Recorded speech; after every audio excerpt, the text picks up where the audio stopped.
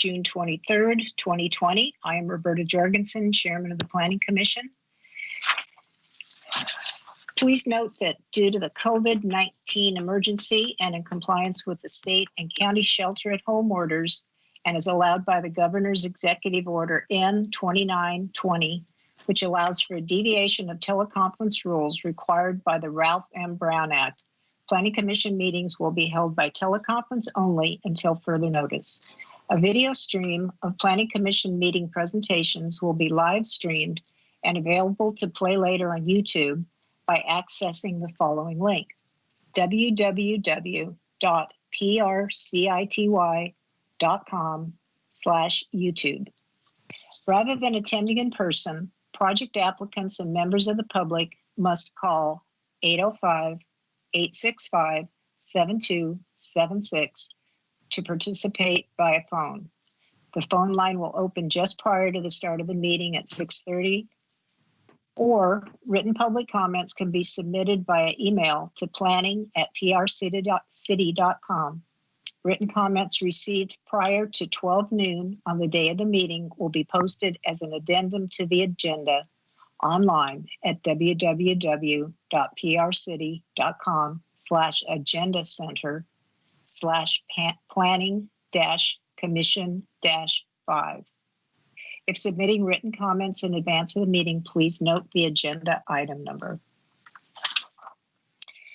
All right, will you please join us in the Pledge of Allegiance? And Commissioner Neal, may I ask you to lead us in the pledge this evening? Of course. Thank you. Ready?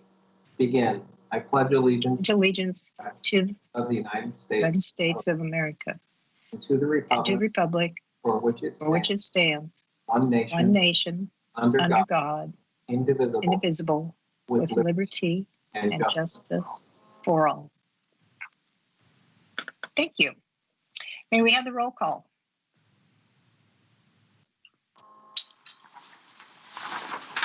Commissioner Christensen.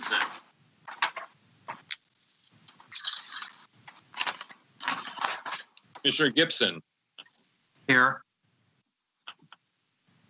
Commissioner Davis. Commissioner Castillo. Commissioner Kogler. Here. Commissioner Neal. Here. Chairperson Jorgensen. Here. Commissioner Christensen, are you there? So the record will reflect that Commissioner Christensen, Davis, and Castillo are absent. We still have a quorum, so we can convene the meeting. We were notified that Commissioners Castillo and Davis were not going to make the meeting tonight. Thank you. May we now have staff introductions? Yes, Warren Frace, Community Development Director. Darcy Delgado, Associate Planner. Darren Nash, City Planner. Lori Wilson, Assistant Planner. David Affey, City Engineer. Melissa Martin, Deputy City Clerk. Jessica Ferguson, Planning Department. And Dave McHugh, IT Manager.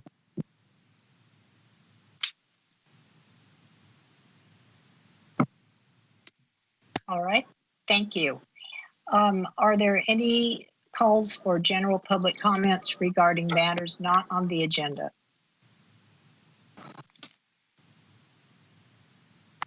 Can staff let me know that, since I'm having some technical difficulties? There are no public callers. Thank you. All right, are there any agenda items proposed to be tabled or rescheduled? There are none.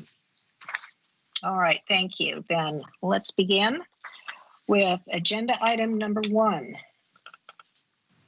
Amendment 20-0028 to CUP 19-09, P19-0061, 2200 Country View Lane. Here we have the staff report. Hi, yes, good evening. This is Lori. Just bringing up my screen now. It'll just be one moment.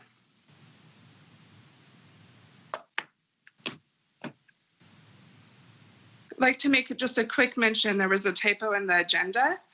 So this is Amendment 20-01 for conditional use permit 1909 at Country View Lane.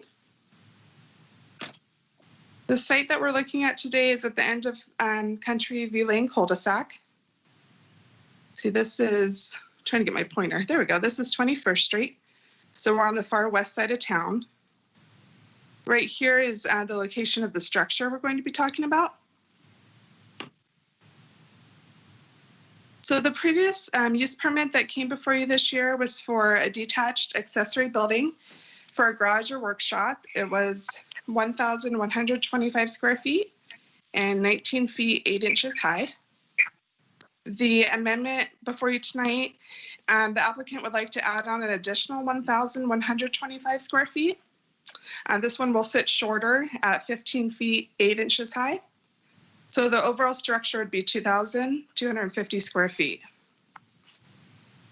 This is Mr. Gaspar's primary residence and attached garage. Here in blue is what was previously approved by the commission. And then in red is the proposed addition to be added on. So the first use permit was necessary. It needed because of a height exception request. So our zoning code says any detached buildings over 15 feet require a use permit. And then this amendment here is also needing the height exception because it's at 15 feet, 8 inches. And then it also triggers an exception necessary for the floor area. So what that's talking about is our zoning code says that detached structures cannot be over 50% of the main building, which includes the attached garage. So Mr. Gaspar's home, including the attached garage, is 4,236 square feet, which would allow him 2,118 square feet of space, and he's requesting 2,250. He is proposing, these are photos of Mr. Gaspar's home. So he's proposing to match the building material to be this Corten metal siding. And then it'll also match the roof material as you see here. These photos are intended to give you an idea of the perspective from the neighbors and the street of where the structure will be. So on the bottom right, if you're standing on Country View Lane, here where you see the C-train is where it'll be located. His neighbor, and you see the bottom left here, this neighbor has the best view. They did plant some trees here a few years back in anticipation of this. This is where the approved garage location is here. And then the addition would be somewhat over in this area. The neighbors to the north and east, because the location of where the structure is sits at a lower elevation, they're pretty well screened just with existing trees and then due to the elevation change. Mr. Gaspar, he has worked with this neighbor down here too. Since receiving the additional approval, he's worked with him and actually added more trees just to try to, increase the screening for him. So these were the previous approved elevations. This is the elevation that the neighbor that we're discussing about with the best view, this would be what he would be looking at. And then these are the new proposed elevations. So his view increases by this section here. It sits lower down. This is your view looking at it from Country View Lane. So the whole intent of the use permit is to make sure that it's compatible with his neighbors. And Mr. Gaspar, in an intention to do that, is matching the material with his residence. And then due to the nature of the site, it's a good sized lot, it's just over 1 acre. That does allow him to have setbacks of 160 feet from Country View Lane and about 50 feet from his house. So the options before the commission tonight are to approve draft resolution A. So you'd be approving amendment 20-01 to conditional use permit 19-09. You can refer it back to staff for additional analysis. or continue to a public hearing to a date certain, or deny the application with findings. We do have Mr. Gaspar on the line too for any additional questions. And of course, I'm happy to answer them as well. And with that, I'll pass it back over to the commission. Thank you. All right, thank you. Okay, let's open it up for commissioner questions of staff, and we'll start with Commissioner Kogler. Do you have any questions for staff? Madam Chair, I was on the DRC when this came before us twice, so I'm pretty familiar with it, so no initial questions. All right, thank you. Commissioner Neal? No questions. Commissioner Gibson? I have no questions. Thank you. All right, then I would like to open the public hearing. If the applicant would like to speak, this would be the time.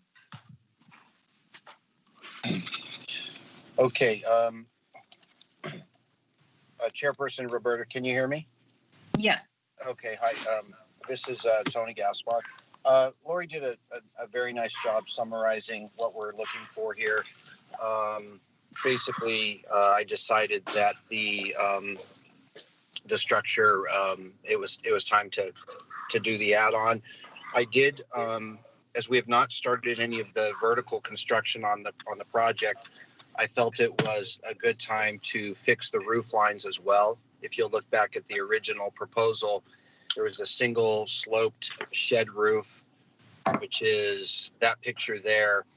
And I just felt that it was not consistent with all the work and attention I put into the main structure with the big hips and with the hip roof and all that. So I decided to match the roof line to the existing house exactly. It also had an additional benefit to the neighbor to the northeast of us, because he would not be looking at a single, if you go back one more, Lori, that one, he would not be looking at a single plain roof of just steel. Basically, he would be looking at a variegated style roof with architectural composition tile on it. So it's, I think although he didn't ask me to make those changes, I just felt it was better for everybody involved. The addition is lower. It's 15 feet 8 inches. And again, it's all, it will match the house perfectly. It's all 2x6 construction. So although it will have some of the core 10 or a lot of the core 10 on the exterior, it is a wood frame structure. Other than that, I appreciate everybody considering the amendment, and I'm available for questions. All right. Thank you, Mr. Gaspar. I do not see that they have any calls on this matter, so I will close the public hearing, and I will bring back if there are any questions that the commission would like to ask the applicant. Hearing that I don't hear any, so I'll open it for discussion. If any of the commissioners have discussion to make on this matter, go ahead and speak. Or I will entertain a motion.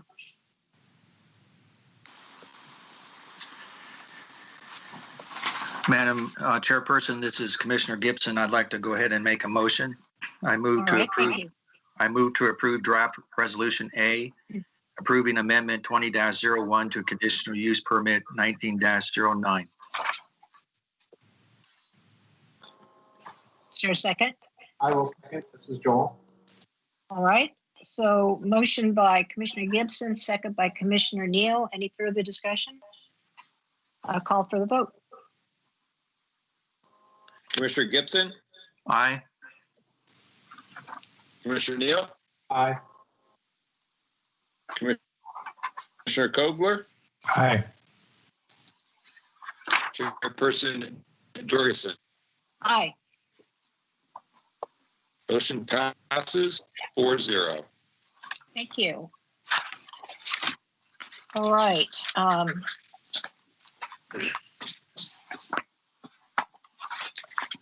Item 2 tonight is TEX 20-04 for Plan Development 17-011. 2-year time extension for plan development. May we have the staff report? Yes, Madam Chair, members of the Planning Commission, this is Darren Nash, City Planner. This request before you tonight is a time extension for the Hyatt Hotel. This project is located out on Theater Drive at Highway 46 West. This project, here's the location map here. So out at Highway 46 West, just west of the interchange with Highway 101, there at Theater Drive is the Hyatt Hotel. This is a request for a 2-year time extension. This is a 133 room hotel, 52 feet tall, 4 stories on 3.1 acres. This project was originally reviewed by the Planning Commission, recommended up to the City Council, and approved on June 5th, 2018. The reason it went from the Planning Commission up to the City Council was the request for the to exceed the height. The zoning code allows applicants to request height exceptions with the approval of the City Council. So the height limit in this area is about 50 feet, or it is 50 feet.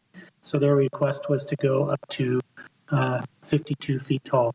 So that was reviewed by the Planning Commission and up to the Council. So this was due to expire on May 15th. The request for the time extension was submitted prior to the deadline. So this is the site plan.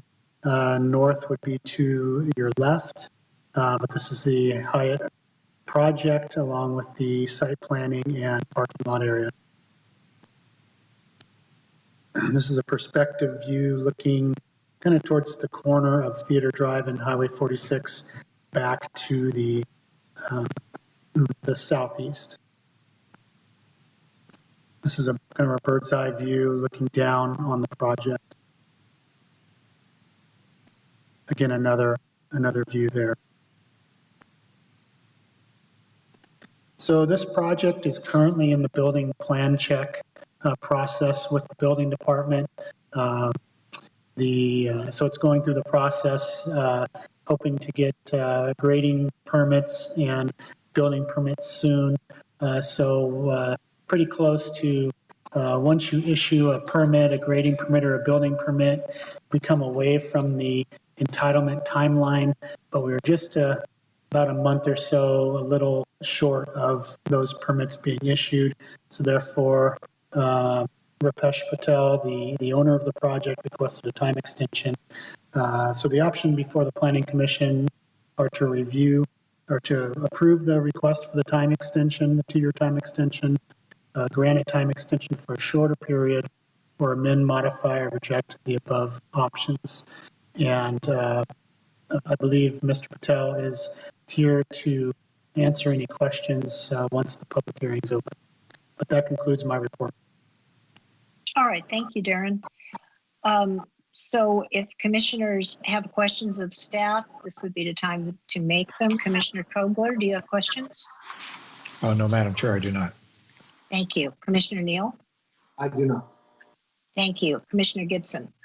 I just have one, just as a matter of clarity. I noted that Mr. Patel had asked for a 1-year extension in his letter, and we're being asked to approve a 2-year extension. Is 2 years just what is common for an extension, or what's the difference in that discrepancy? It just allows the entitlements to go a year longer. So there's no reason. He did just ask for 1 year. Since we don't have a subdivision map tied to this, 2 years is also reasonable. So staff included the 2 years just to make sure that we had time to leave those entitlements valid while we get through the plan check process. Like I said earlier, I think the intent is to get some permits going fairly quickly. Okay, thank you, Darren. All right, I will open the public hearing, and would the applicant, Mr. Patel, would you like to say anything? This is Rupesh Patel. Can everybody hear me? Yes. I think Darren did a great job explaining where we're at in the process with the hotel. We are in the building department. We've been working closely with the fire, public utilities, everyone. We do anticipate to pull a building permit this year and start the building process. But to note on the question about the 2 years, I actually do think that it would make more sense for that, given the circumstances that our industry is in right now with the pandemic. We really don't know what's going to happen or when travel really becomes fully open and people are comfortable to travel again. But again, our intent is to start grading this year. All right, thank you very much. Do commissioners have any questions for the applicant? All right, hearing none, I see that we do not have any calls on this matter, so I will close the public hearing. And so I would like to hear further commissioner comments or discussion from Commissioner Kogler. I have none, Madam Chair. All right, Commissioner Neal. I'm sorry, Commissioner Neal. I have none. All right, thank you. And Commissioner Gibson? I would just want to say that the project seems appropriate for the location. It's an attractive project, and I'm in support of the motion or the idea of extending the deadline for the applicant. All right, thank you. Well, if there's no further discussion, I will entertain a motion. Madam Chair, I'll make a motion. All right. Move to approve the request for a 2-year time extension for Plan Development Amendment 17-011, extending entitlements to May 15th, 2020. I'll second that. All right, motion by Commissioner Neal, second by Commissioner Kogler. No more. Is there any further discussion? All right, I will call for the vote. Commissioner Neal? Aye. Commissioner Kogler? Aye. Commissioner Gibson? Aye. Chairperson Jorgensen? Aye. Motion passes 4-0. All right, thank you. Our next item number 3 on our agenda, Plan Development 20-03, P20-0015, 2225 Park Street. Good evening, Madam Chair. This is Darcy Delgado, and I'll be giving the staff presentation. Right, so the applicant here is Mr. Ken Riding, and his consultant team are proposing an 8-unit multifamily project. The file number is PD 20-03, and the location is 2225 Park Street.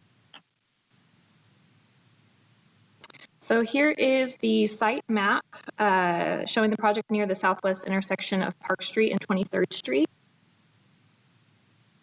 Nearby uses are mostly residential with commercial uses along Spring Street. The project consists of 8 units, 6 of which are 2-bedroom, and 2 of the units are 1-bedroom. The project's been designed utilizing the quadplex building form type for the 2 buildings and utilizes a Spanish Revival architecture type. The ancillary site improvements include an alley access parking lot with 14 parking stalls, 8 of which will be covered, individual outdoor storage closets, as well as private open space. So the site is 0.29 acres in size, and it actually consists of 2 legal parcels. Part of the project includes a completion of a lot merger to create a single lot, and the final lot would be 90 feet wide by 140 feet deep. The site has an RMF 12 general plan land use designation, and it is within the T4 neighborhood or T4N zoning district of the Uptown Town Center specific plan. This district is a medium density district. It supports primarily residential uses, including both single family residential as well as multifamily residential housing types. Currently, the site is vacant and there are several non-native trees that will be removed with the development. The project is consistent with all of the applicable development standards required of the form base for a quadplex building type, with the exception to needing a modification to the width of the lot. So 75 feet is prescribed for this building type, and the applicant would end up having a 90-foot wide lot with the resulting lot merger. And I will note that the lot merger is a ministerial process. It can be done administratively by staff, and it will not require an action by the Planning Commission. And basically, based on the lot being infill, the modification would make development of the site feasible. It seems that the lot width maximum is more typically we would see it if they were trying to subdivide and do this building type. Additionally, the project will need a modification to allow reduced setbacks for the outdoor storage closets in the parking lot. In this case, they'll be going from, they're requesting 2 feet 6 inches when 3 feet is the minimum requirement. Since the area will be landscaped, the 6 inches really won't be that noticeable. So here is the site plan, and I've called out the 2 buildings. Also shown are, in blue, are the 8 covered parking spaces, and those will have solar carports. Whoops, got ahead of myself. So in yellow are the outdoor storage closets, and those are for the required 250 cubic feet of storage space for each of the units. So I'll note that since the covered parking stalls, they appear to use an additional 2-foot overhang to meet the minimum length required for the parking stalls. It would seem that if somebody was parking in their spot, they could potentially be blocking the doors to the storage units. So to resolve the issue, staff's added a condition of approval that would require the final site plan to show dedicated parking spaces for each of the 8 units and their respective storage units. So here is a view of the project looking northwest from Park Street. As I mentioned, the architectural style is Spanish Revival, and it uses traditional elements including Spanish tile roofing, cement plaster siding, and decorative windows and vents. Each unit has ample private outdoor space. The ground floor units have fenced outdoor patios, and the second floor units have balconies.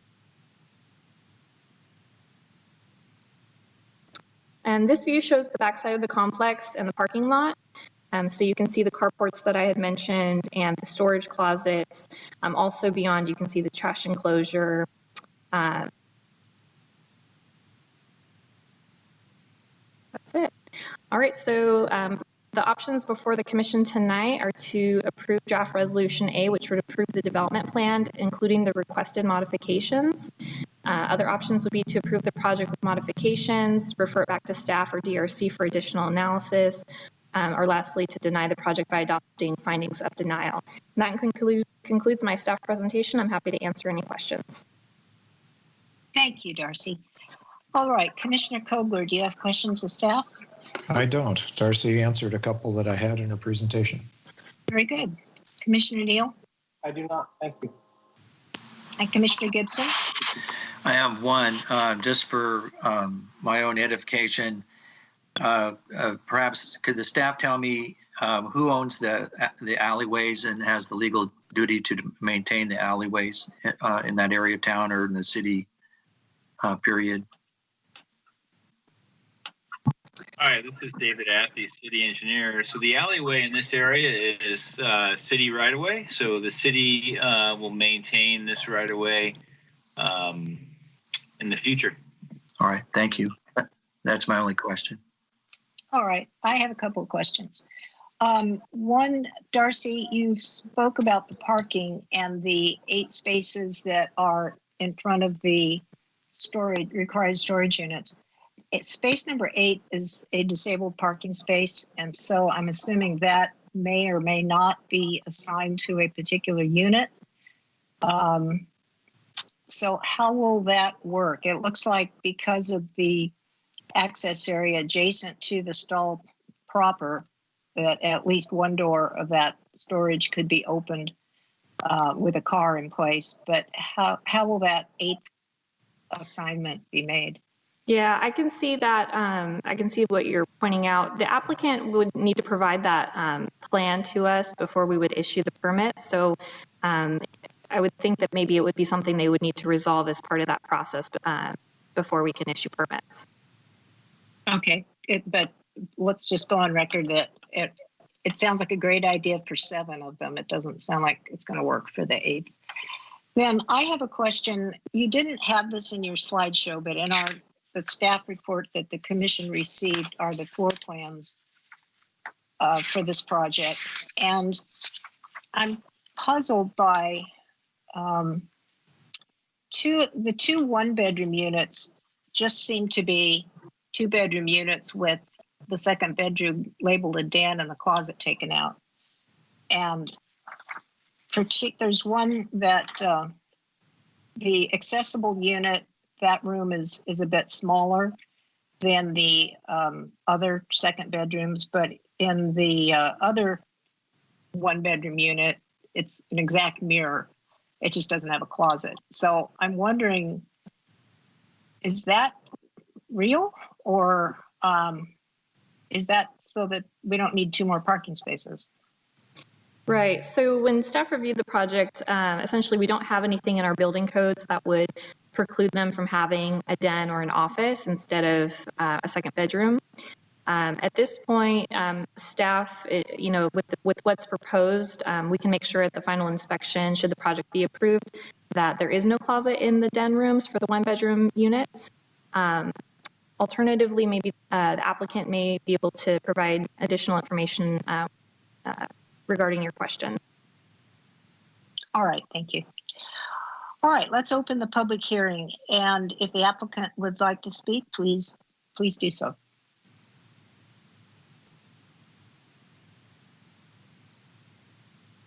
Is the applicant here? Do we have a representative? So we should have Ken Riding and Larry Gabriel and Pamela Giardini representing the applicant. So we have Larry. Oh, they need to unmute themselves.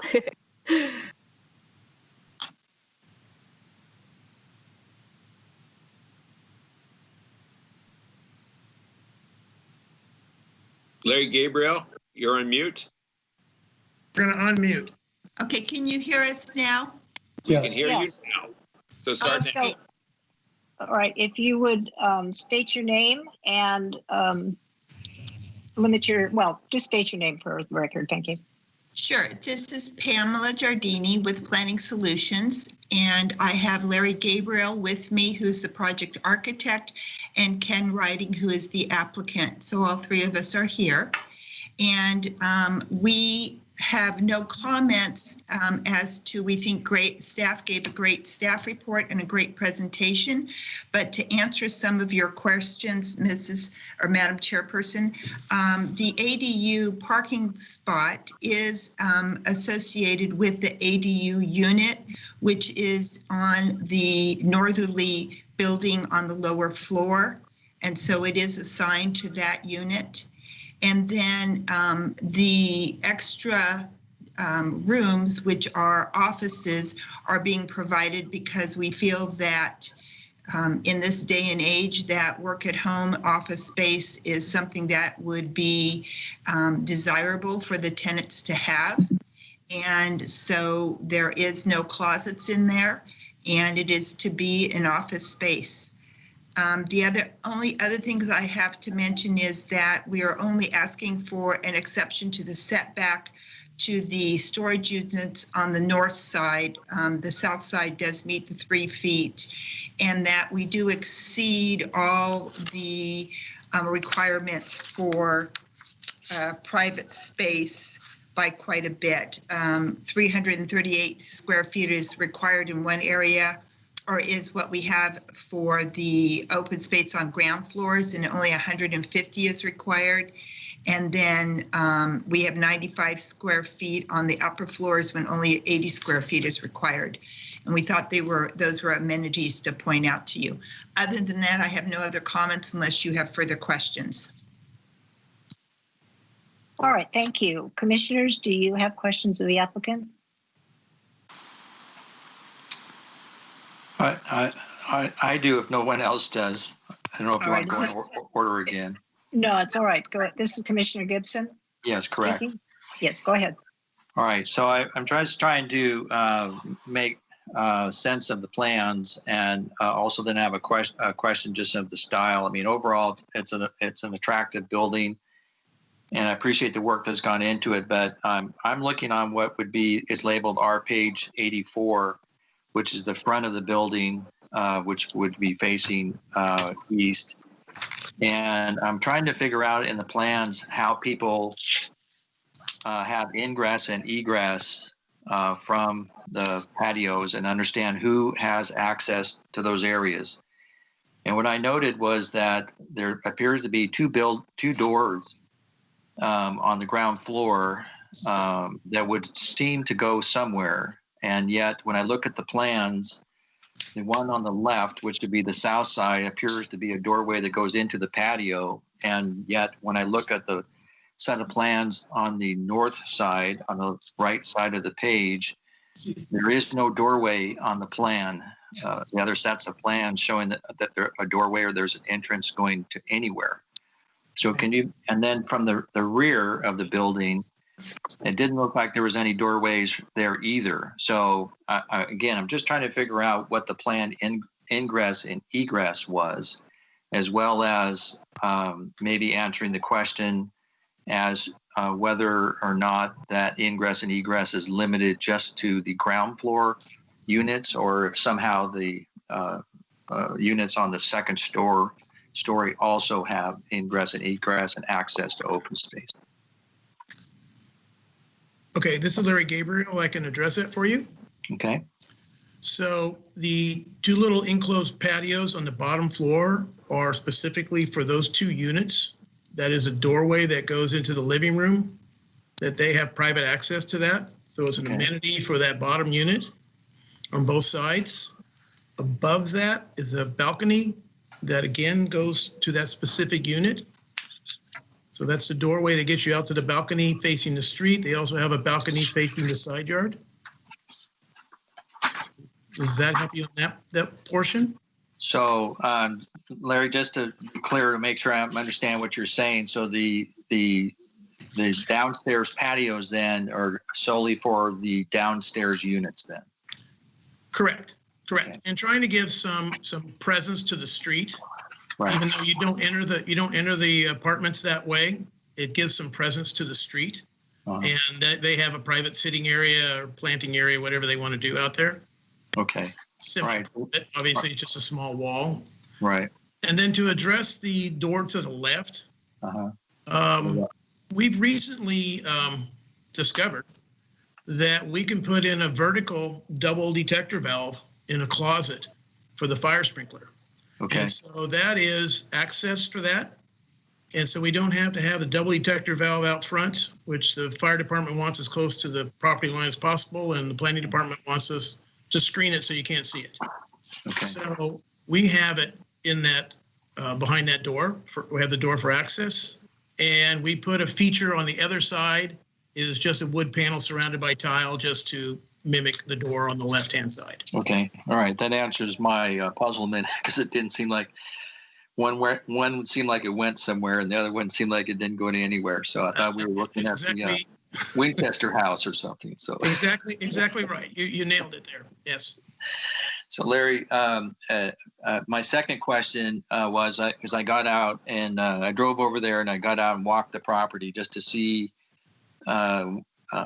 what the neighborhood looked like, as well as what the surrounding neighbors consisted of. And I saw obviously to the south is an extension of a motel and et cetera. But I'm just curious, maybe you could share your thoughts on the upstairs balcony on the north side of the building, would seem to be a balcony seat to the neighbor to the north's backyard. And I'm just wondering what your thoughts are on that, or I'm assuming everybody got notified as were there any comments about, in essence, having a balcony seat that almost hangs into that neighbor's backyard? Well, we've talked with the neighbor. He's excited about the project. He's completely in support of us, and he's not raised any issues. Okay. All right. Thank you. Meets the setbacks. Yeah. Thank you. All right. Those are my questions. Thank you. And this is Darcy again. So to answer the question, staff did not receive any comments for this project from the neighbors, but we did do our noticing, so they would have gotten the project notice of tonight's hearing. All right. Thank you, Darcy.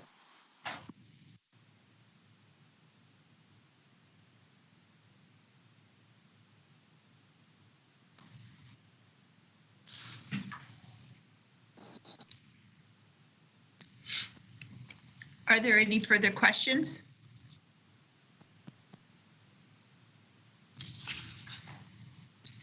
Seems like it froze. Roberta, you might check your mute. Oh, sorry.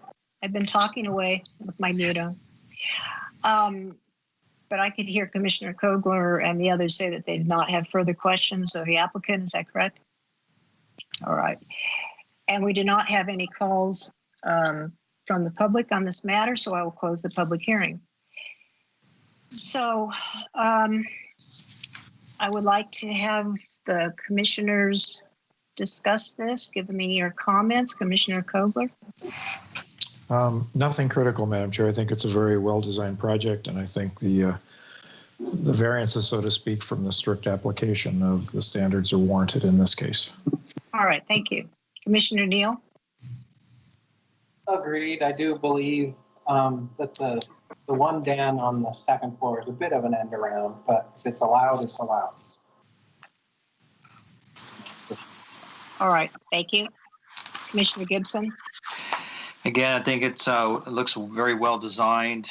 Looking at the neighborhood, it would be a tremendous uplift to the neighborhood, to the benefit of the neighborhood. I had similar concerns maybe with you in regards as it just seemed like the parking was very tight. So if you had visitors come over, they were obviously going to be parking in the street, but that and then the issue with the balcony, I gives me a little hesitation, but not enough to not approve the project.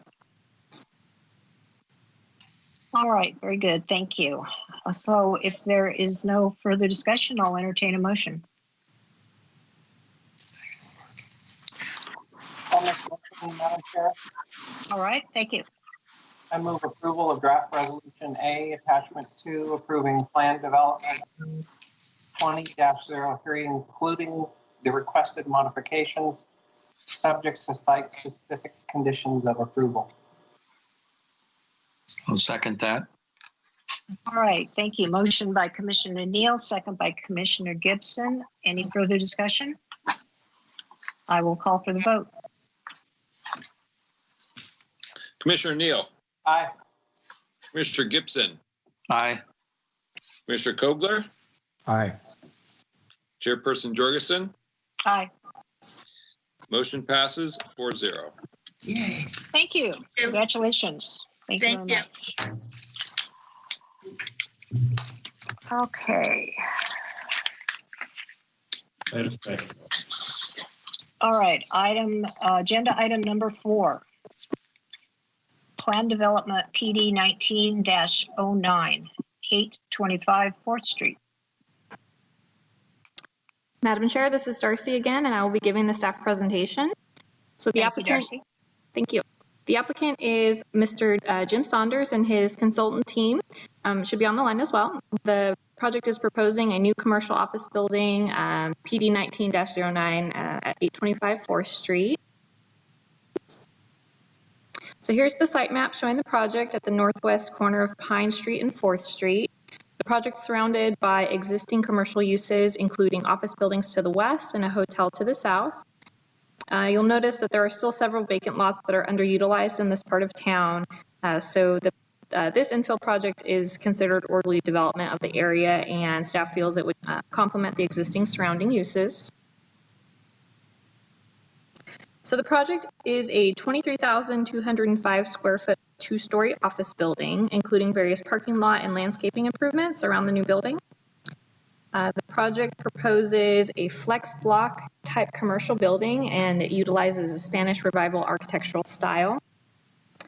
Additionally, the project is proposed to be phased, which you can see in the graphic showing the limits of the phase 1 improvements.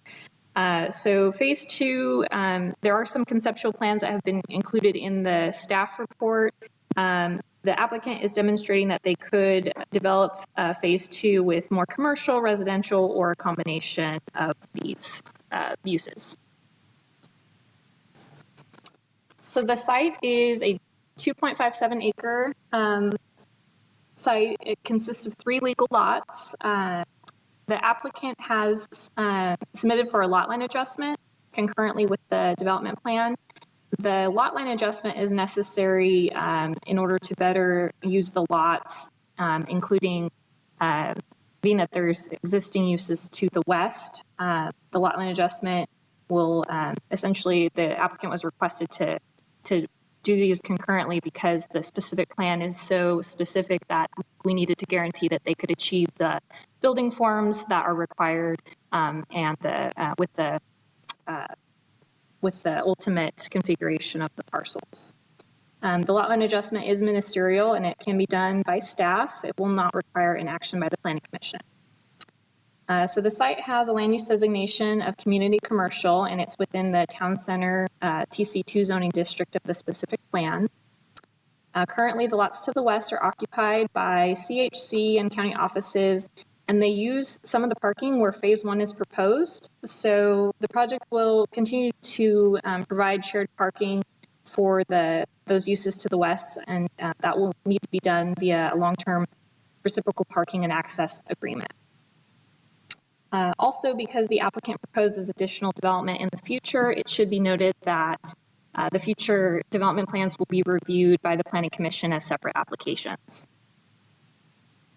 Oh, and I will just go back in that graphic. So you can see that this is an aerial view showing the phased development of, so here would be one parcel and then here another parcel. So the project is consistent with all the applicable development standards required of the form base for a flex block building type, with the exception of needing a few modifications.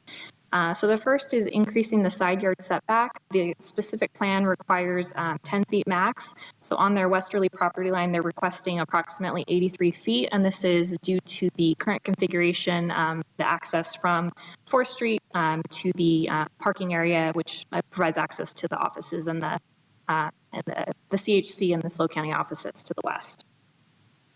Also, the applicant is requesting to increase the maximum building length along the frontage. So the specific plan would require 150 feet max. In this case, approximately 182 feet is proposed. Based on the proposed lot line adjustment, and I would say the parking that's going to be beyond the building, in this case, the additional 32 feet of building would shield parking. So it seems like it would actually be a good, it would aid the project moving forward, so you wouldn't see a massive parking behind the buildings. And lastly, the project would not have direct access from the ground floor storefront to the street frontage on 4th Street. And this is mostly due to the grade change. So we talked to the applicant early on, and they expressed that this would be very difficult to do. With that said, they've demonstrated on their elevations that they have plenty of glazing and create a really nice pedestrian storefront for the community. So here's the site plan. I have the building highlighted in blue for you, and the lot line is shown in orange. So that would be the resulting parcel 1 of the tentative lot line adjustment. The 2 remaining parcels and their potential building footprints are also shown in blue.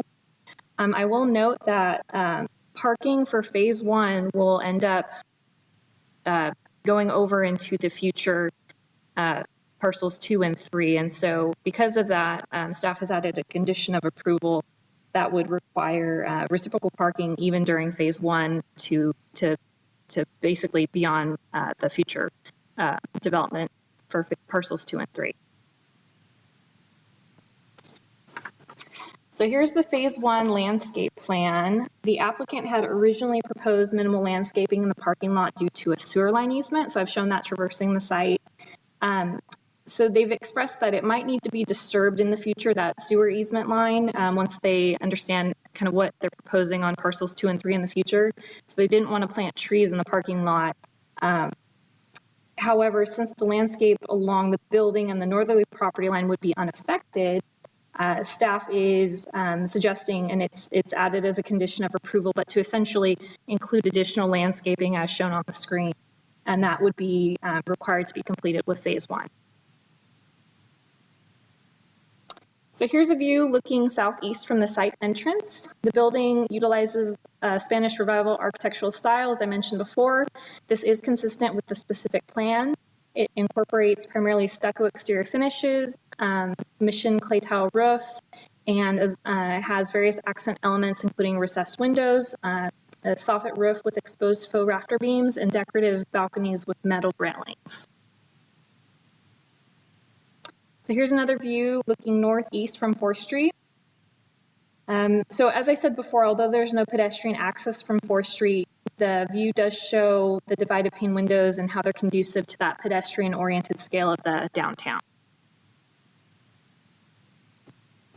And I believe I had this on another slide. So this is just that aerial view showing the conceptual phase 2 development. And of course, you know, the future parking. The applicant provided some preliminary numbers to demonstrate that they will be able to adequately park future phase, whether it be 2 or 3. I'm not sure how many phases they want to do. I think that there's going to be plenty of parking. They did initially underpark their site plan by, I believe it was 3 parking spaces. So I think that that would just mean that when they do the future phases, they may have to do some shared parking or possibly reduce one of the buildings, but not by much, being that it's 1 per 400 square feet. So I don't think that would be an issue with where they're at with their parking plan so far. So here are the options before you tonight. The first would be to approve the development plan, PD 19-09, including the 3 requested modifications, subject to the site-specific conditions of approval. Other options would be to approve the project with modifications to the resolution, to refer it back to staff or DRC for additional analysis, or lastly, to deny the project by adopting findings of denial. And with that, I'll conclude my presentation. All right, thank you very much, Darcy. All right, do the commissioners have any questions of staff? Commissioner Kogler? Yes, Madam Chair. First, a comment. I was on DRC when this item came before us, and I think the primary concern I voiced at that time was the landscaping, and I think what staff has added as condition number 6 in Exhibit A covers that we get landscaping adjacent to the existing first phase building and then on the north side, so we get some establishment of plant materials. I do have a question, Darcy, on the parking. The parking field for the phase 1 building obviously spills, as you mentioned, onto parcels for phases 2 and 3.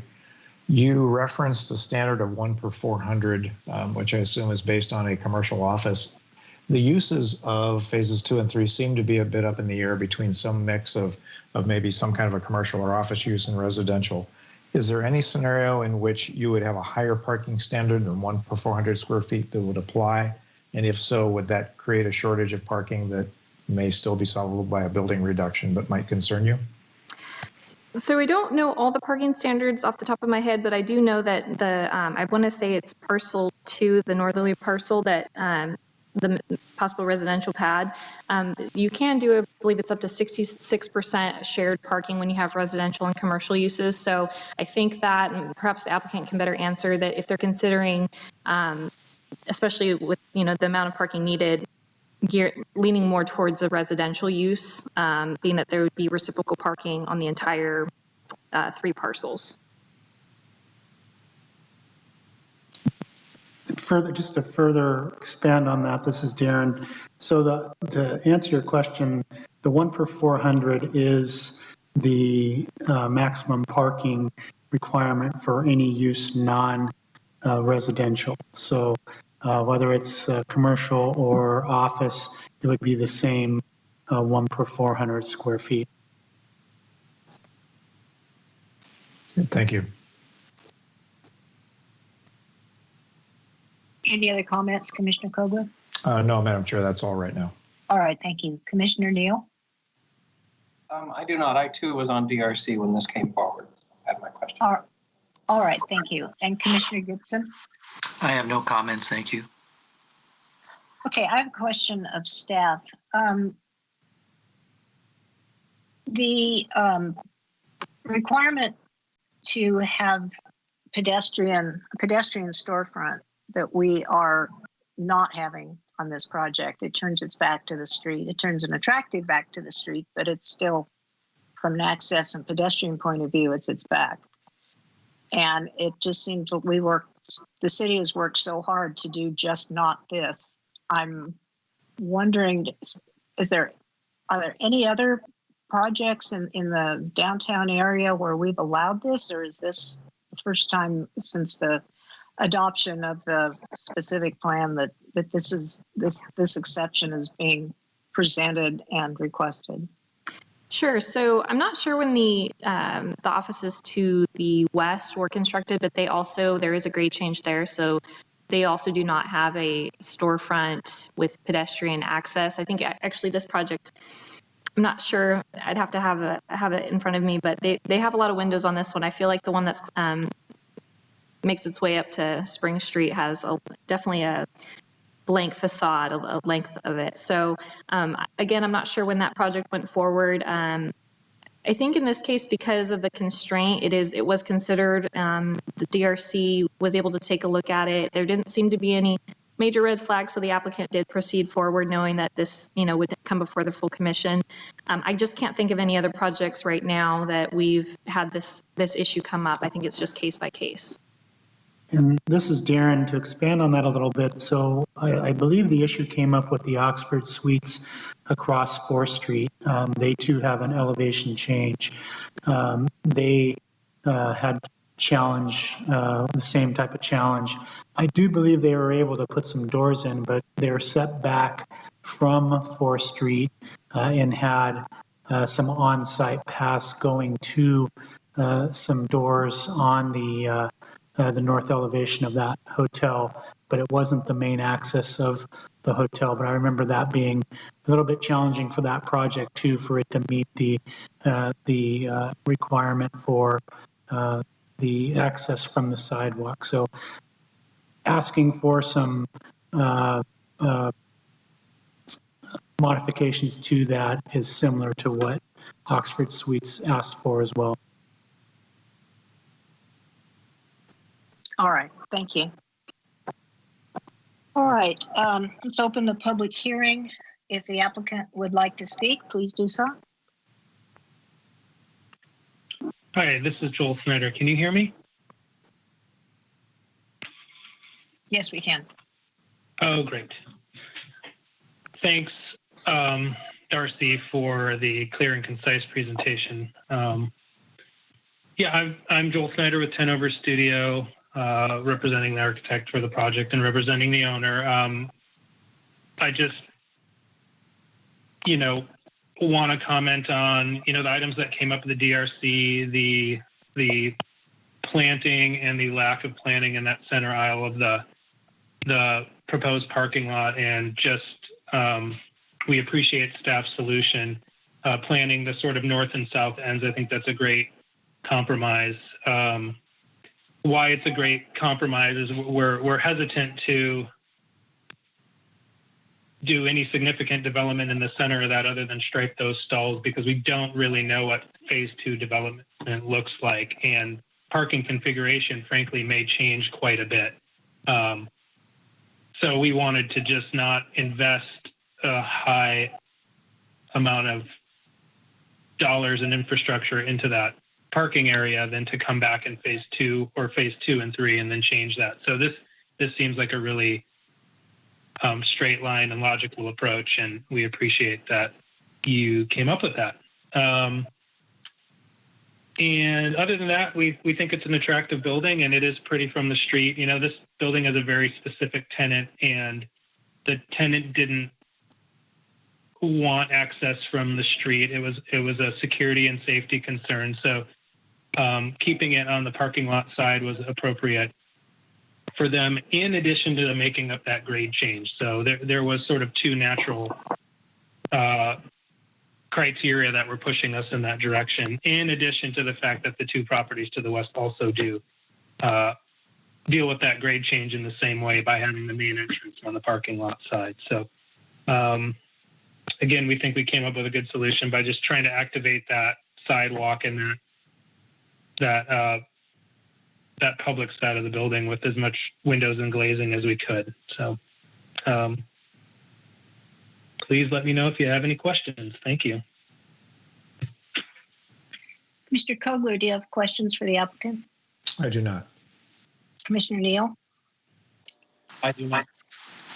and Commissioner Gibson? I do not either. Thank you. Joel, it is a very attractive building, as I would expect from your office. You've been consistent in providing quality projects that we've seen. I remain dismayed, is the best word, that this is what you're doing to our street front. I would like to know what you attempted to be able to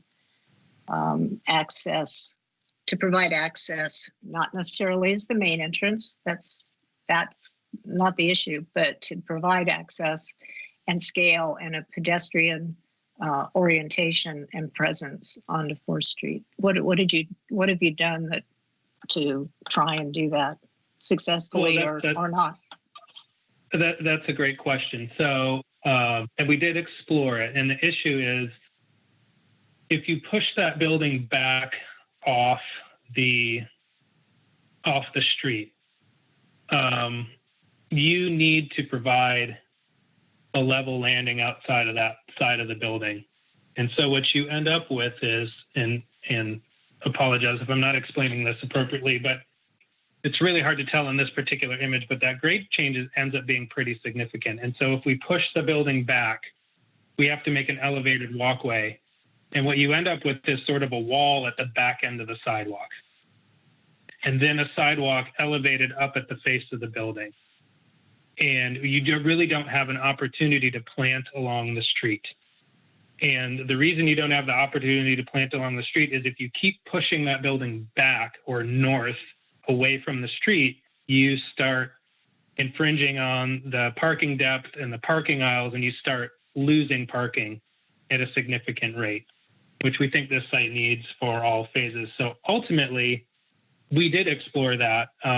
And at the end of the day, we felt like this was a better option, in addition to the tenant, this tenant that's going to be a very long-term tenant wanting no access from that side.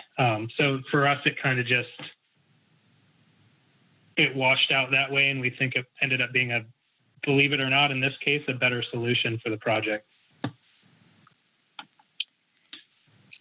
All right, I see that we do not have any calls from the public on this project, so I will close the public hearing. Commissioner Kogler, would you like to begin our discussion? Yes, Madam Chair. At the DRC, I had questions, I think, along the lines of what you just expressed. And truthfully, a bit of frustration too that this one did not have an entrance. And candidly, the fact that a tenant wants it or doesn't want it isn't of material to me as much as the physical ability to accommodate it. And I think reasonably the description that we just heard is a justification that it doesn't work at least easily. Also for me, if this was more in what I would consider to be the retail core of downtown, I'd have more of a problem with it than this kind of more office hospitality end of town.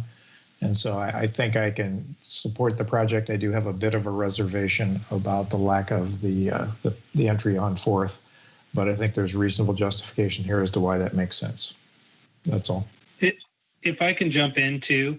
All right. I'm sorry. I think that what might be good for you is that, we have similar grade considerations down at the corner in phase 2, but I do think phase 2 really has the opportunity to bring that street frontage to the project.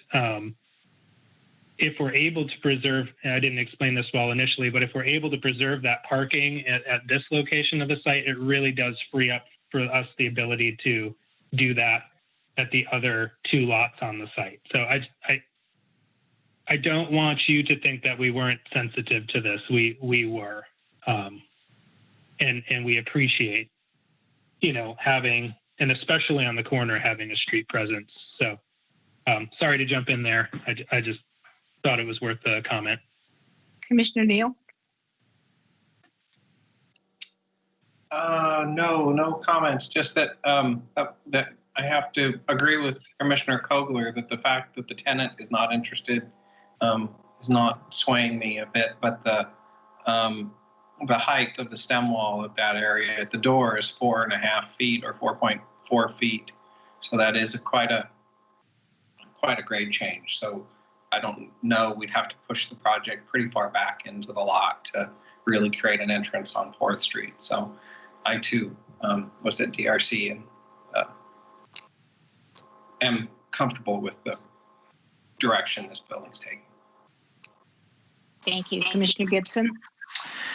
I appreciate the comments of my fellow commissioners and the concern expressed, and I also appreciate the applicant's explanation of, what you would have to do in order to mitigate the situation and have the elevated walkway. That doesn't seem very palatable to me.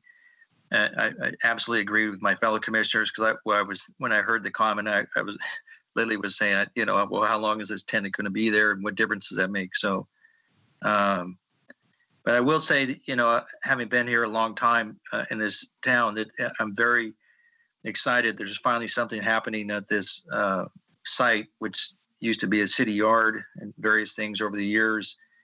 And then I noted as I was walking around that the buildings to the north that have been identified, I think it's what's CDC, or there's some medical offices there, in my opinion, are ugly, very unattractive buildings, basically blank beige walls, especially looking from the east towards the west.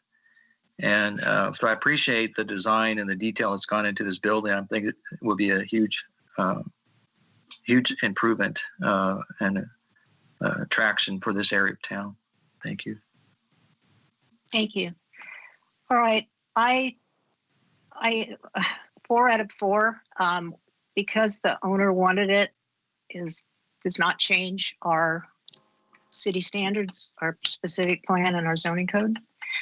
I think the comments, my concern is the comments I'm hearing that we would have a site wall, and I appreciate that. I understand exactly what you're saying. But that's a solution to a building that's already designed. This building's designed, and that's trying to fix it. And I would propose that concern should have been resolved at the beginning of design, not trying to paste it on and fix it at this point, because that can't be done, at least not in a successful manner. So overall, the building's attractive. To me, that is a deal breaker, and it's very disappointing. This city's worked too hard on its downtown to allow this now to be the beginning of a new turn in the way we allow our downtown to be developed. So those are my comments. So I will accept the motion. Madam Chairperson, may I have the audacity to turn the tables around and ask what you would recommend at this point, or what you'd like to see? I appreciate your comments. I'm just not sure what would you like to see at this point? It can't be fixed at this point. The building would have to be redesigned significantly. Okay, thank you. All right, I'll entertain a motion.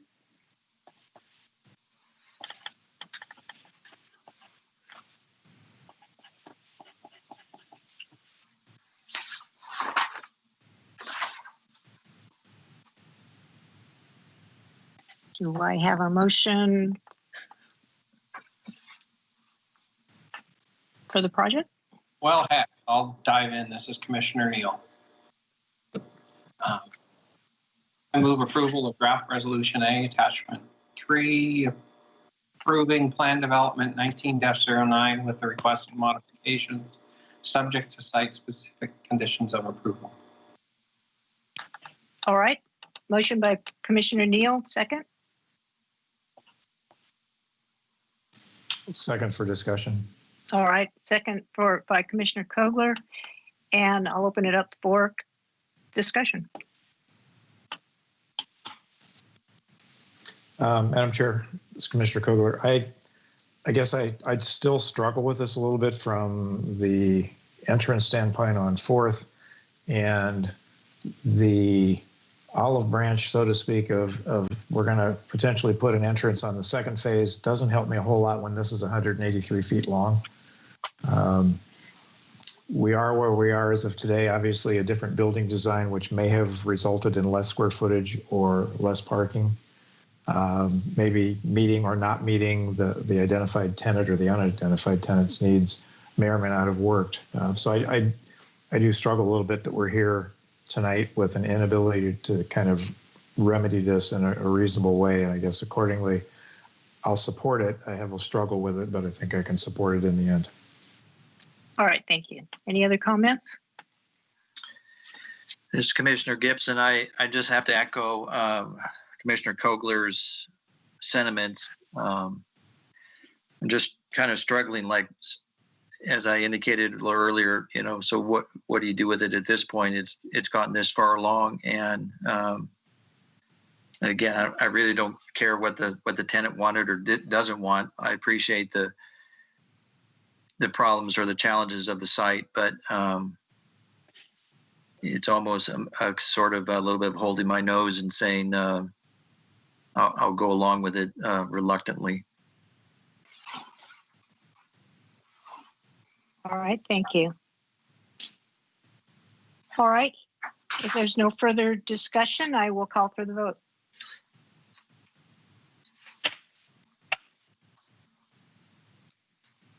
Commissioner Neal. Aye.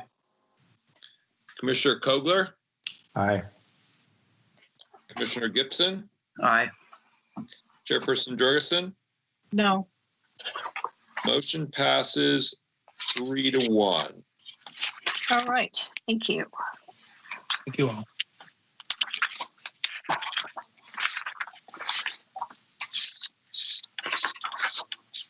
Sorry, I'm digging out my agenda from my way too many papers in front of me. All right. I never have that problem, Chairperson. Where are we? All right, discussion items. Staff, do we have discussion items tonight?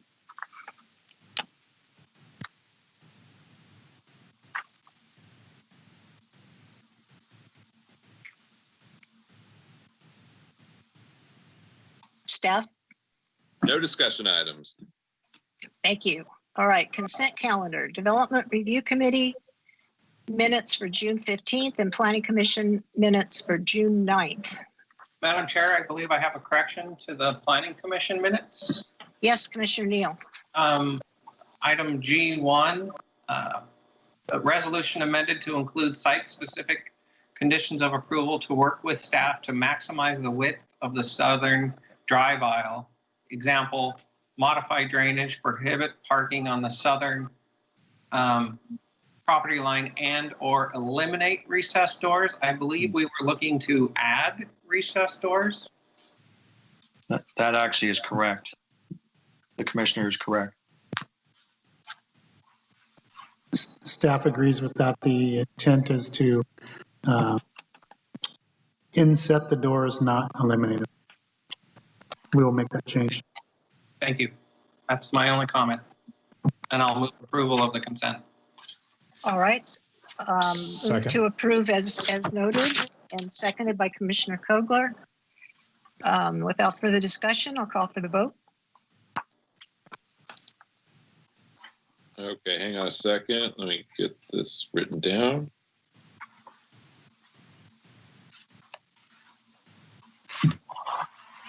Okay, so that was Commissioner Neal with corrections, seconded by Commissioner Kogler, correct?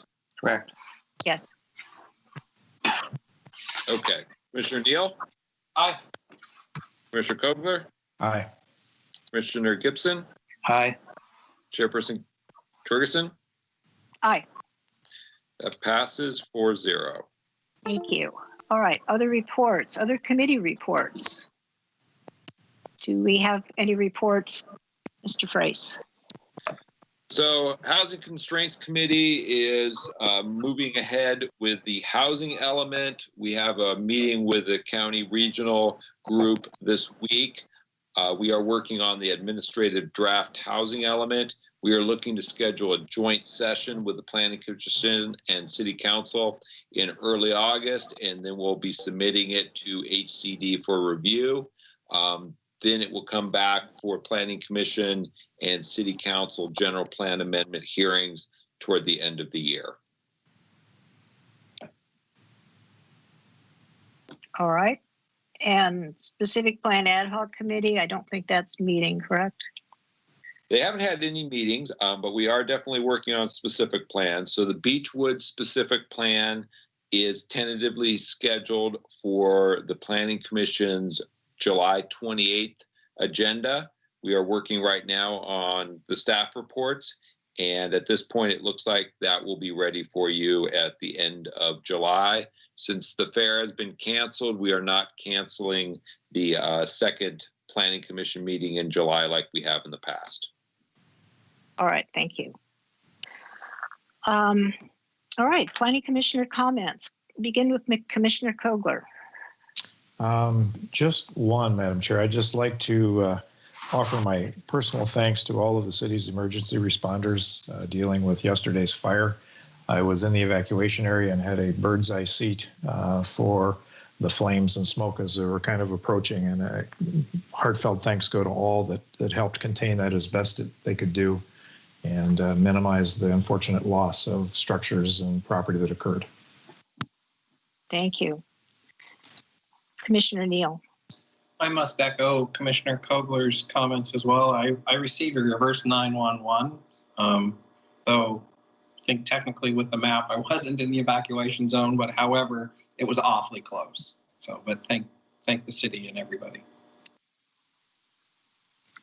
Commissioner Gibson. Yeah, I'd like to echo my commissioner's comments. It just seems like it's been a tough year in a lot of regards, and especially the month of June. And I feel fortunate to live in the city, although it seems like we kind of have been snake bit this month. I would like to ask a question, if this is appropriate, in regards to the housing constraints. Warren, is that also addressing coming up with rules for things such as ADUs? Yeah, so the housing element will address all city policies related to all housing issues, including ADUs. And then based on that policies, there'll be a series of implementation measures. One of those likely will be some sort of update to the city ADU code and policy. Okay, awesome. Thank you. All right, and I also will echo the thanks to our first responders and to all the city staff. Everybody must be exhausted by now. And I mean, the work that they've done is incredible. Our house is on the other end of town and the safe, not in any danger, but my husband and I stood in our backyard and just watched the flames and the airplanes and the trucks. And it was a sight to behold, the type of response. It was, for a small city, we have a really impressive crew. So thank you to all of them. And just a note that I will not be at the next Planning Commission meeting on July 14th. I've already advised Chairman Pro Tem Kogler, and he will be chairing that meeting. So staff comments, please. Yeah, just a couple updates. So we have a 5th Tuesday in June. So your next Planning Commission meeting is in 3 weeks. That will be July 14th. It looks like we have scheduled the mini storage for Daniels Woodland on Ardmore Road. That's the development plan. That was kind of phase 2 of that project. So we're working on that, and then potentially an amendment to the Ravine Water Park for their overflow parking area. And then July 28th, as I mentioned, we've got the Beechwood specific plan penciled in right now for that meeting. Housing element update joint session tentatively for August 4th. So those are the big ones we've got. There's a charter school on Niblick Road, Almond Acres, that we're working on, trying to get that ready for hearings later this year. And then the Autocraft Collision Repair Shop potentially will be ready on August 11th for the Planning Commission. And then I'll pass along your comments to the police and fire departments. They have been taxed with a lot of emergencies over the last couple weeks, and they really have come through despite really limited resources and basically having a lot of other things going on at the same time. So they'll appreciate that, and I'll pass that along. Darren, did you have any additional comments? No, nothing to add. Just thanks for the comments on tonight's items. All right, thank you. I believe we've reached the end of our agenda, so is there a motion to adjourn? So moved. Commissioner Kogler and Commissioner Neal, and I will assume consensus. So thank you, and the meeting